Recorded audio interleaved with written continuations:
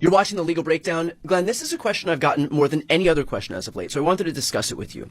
As we head toward Trump's second swearing in, the question I'm getting is, could whoever swears in Trump be in violation of their oath of office by violating the Constitution in that they will be swearing in somebody who is an avowed insurrectionist, somebody who is an adjudicated insurrectionist? And the Constitution clearly states that nobody who has engaged in insurrection or given aid or comfort to those who've engaged in insurrection can take the oath of office. And so, first of all, the 14th Amendment, Section 3 says, anybody who takes an oath of allegiance to the Constitution, support and defend the Constitution of the United States, Donald Trump did as president, who thereafter engages in insurrection or gives aid and comfort to an insurrection or insurrectionists, is disqualified, may not hold office, federal, state, or local, period, unless Congress votes.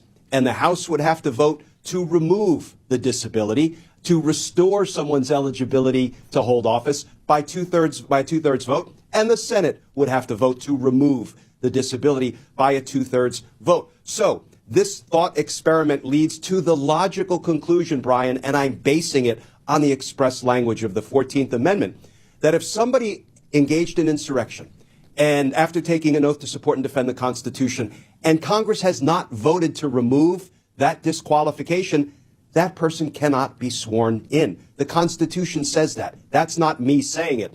So it would naturally flow from that the person swearing in the insurrectionist is engaged in at least an act contrary to the Constitution. Yes, I know these people will stop at nothing. This is their last plan. I don't know if you've seen that. Taking a look at the videos you just saw, these are people that are advocating on social media that Trump won't be president. They here put out an article today and instead of reactions on social media, I don't get the point. Trump is duly elected by the people. We saw the transparency in that.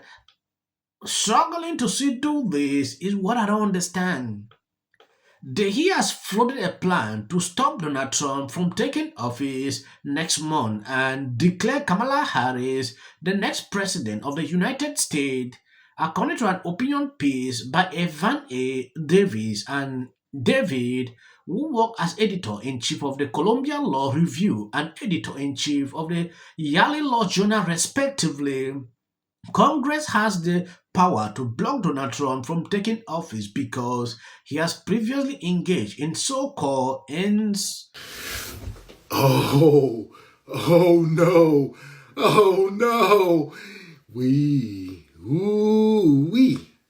Congress does have that power. They do have the power to block him from taking office January the 20th, 2025. So all of that talk that the Orange Man and Melania is talking about, guess what? Congress could stop it all, y'all. They could stop it all. It could all come to a halt based on the 14th Amendment of the Constitution. This is going to be interesting to see, but will they? Will Congress prevent Trump from taking office? Spare us, please. So Congress has the power to stop Trump from taking office in January. Welcome to Constitutional Crisis Theater, folks. Spoiler alert, the Constitution's been screaming no at Donald Trump louder than Mike Pence when he heard hang Mike Pence. Here's the deal. Section 3 of the 14th Amendment says plain as day, anybody that participated in an insurrection and who swore an oath to uphold the Constitution is barred for running for office. That's it. Done and done. That's it. No presidency, no office, not even a chance to run for PTA. And Trump, he's hit the trifecta. What did Trump do? He literally told his vice president to throw out votes. And when Pence refused, he sent an angry mob after him like it was Black Friday at Walmart. That's not leadership by any means. That's criminal cosplay. But wait, there's more. People are saying that Congress can't enforce the 14th unless there's additional legislation. The argument is dicta. That's lawyer speak for there's completely irrelevant nonsense. You know what the argument is? Dicta. That's lawyer speak for something completely irrelevant and nonsensical. Congress can act, and an Electoral Count Act backs it up. We've got a whole system for tossing out votes that aren't regularly given, which is more lawyer speak for this guy is just unqualified. And also, what the hell were you thinking? Bottom line, the Constitution says Trump's out. He's been disqualified 6 ways from Sunday. And if Congress does their job for once, we might just dodge another 4 years of this chaos. Your move, America. Heard from Rep. Jamie Raskin threatening to stop Trump from taking office for quite some time now. We've been saying all along that Section 3 of the 14th Amendment presents a clear and unequivocal statement that anyone who has sworn an oath of office, who engage in insurrection or rebellion, having sworn an oath to uphold the Constitution against enemies, foreign and domestic, can never serve again in federal or state office. Donald Trump is disqualified. So it's going to be up to us on January 6, 2025 to tell the rampaging Trump mobs that he's disqualified. And then we need bodyguards for everybody in Civil War conditions. Civil War, no big deal. I wouldn't worry too much about this. In 4 years' time, when we'll be replaying some of these videos, people will be refusing. You saw this guy. Before Trump even was elected, he was already planning that, Trump will not hold office, even if he wins. Democrat, when he favors them, they are happy. They will not mention things like this. If he doesn't favor them, they do the contrary. What they have been accusing Trump of doing, they want now to just do something like that. Raving Lunatic Club tried to stop Trump in 2016. I believe right now that there are electors. They only need 38 of them who have a conscience or who are worried about a man who won't attend the daily security briefings, who we now know Russia was trying to help get elected. I mean, can you imagine if you or I had been running for office and they showed that the Iranians were somehow involved in helping you or me get elected? What would happen to you or me? That's embarrassing, but nothing was as bad as these nitwit celebrities who came together in this video to beg those electors to stop Trump. Republican members of the Electoral College, this message is for you. As you know, our founding fathers built the Electoral College to safeguard the American people from the dangers of a demagogue and to ensure that the presidency only goes to someone who is to an eminent degree endowed with the requisite qualifications. An eminent degree. Someone who is highly qualified for the job. The Electoral College was created specifically to prevent an unfit candidate from becoming president. There are 538 members of the Electoral College.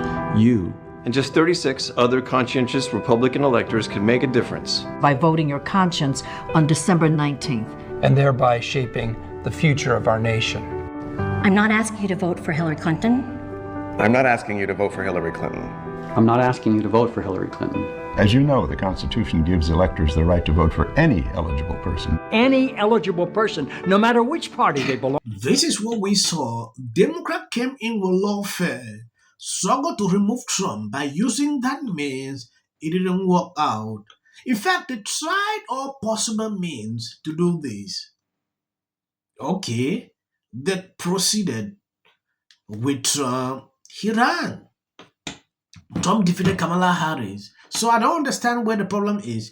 If they knew at the beginning that Trump would defeat her, they could have refused that Trump would not be president. Because that's what we saw all through. They would try, this one would try to block the state. Trump here struggled to do this. We saw different types of reactions during the campaign period. Trump is attending lawfairs, doing campaign. Trump is here doing campaign at the same time being divided. It is what they put out. They had a plan to disrupt him throughout, and God being so kind had to change the narrative. The Nixon administration was not an unsuccessful administration before Watergate. Busy opening few weeks here. I think it's. Thank you guys for always being there, sharing on my videos. God bless you abundantly.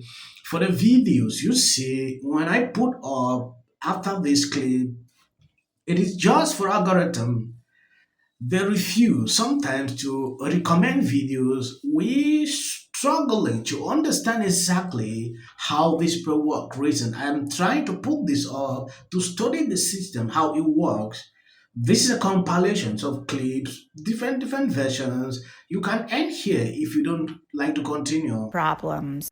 You know, I don't. Trump isn't one to let bygones be bygones. The thing that disturbs me is not just that. Just, went like, how dare you? Do you even know what an audit is? And I'm like, women and so many men are theory that a lot of people seem to be coalescing around. They were too woke, insisting that people use the term Latinx. You have to say they. No, you have to do this. Stop with the virtue signaling. Step away from woke. Focus less on who is woke and more on who is broke. Attorney or something. I've never seen that. I saw so many liberals getting super excited every time Kamala had a new celebrity endorsement. But we all know for a fact that these celebrity endorsements are not free.